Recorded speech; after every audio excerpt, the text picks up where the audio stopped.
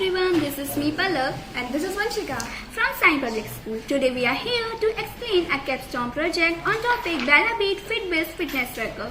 First of all, we have downloaded this data from KDL and now we will upload the data on Jupyter Notebook and then open the data in Jupyter Notebook. After that, we have imported necessary libraries required for the project. The technique we have used is random forest. Now we load CSV files into Pandas data frame. After that, we have listed all data frames and we have checked the information of the data. Now we use the st function to know the statistical summary of the data, and we have checked the missing of duplication data values and we handle them well. Now we will change the data types after that. After that, we will rename some column for effectiveness in passing our message and for easy readability.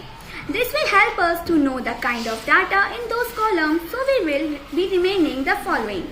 Now the column name have been checked successfully. Now we will check the categories. Now we are sure of the number of list of right types and user type present in the dataset. We will now check if there are any zero or negative values. Now we will check for outliers using a box plot of right length column. There are outliers. Now let's handle it using by lower and upper bound method. After that, plot a plot box to see if outliers have been handled. Now let's conclude by using summary function. We have generated summary of the data frames.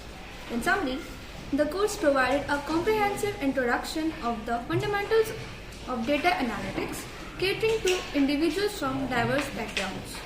Despite its user-friendly approach, the program effectively covered essential tools such as SQL, tables, and spreadsheets, laying a solid foundation for aspiring data analysis.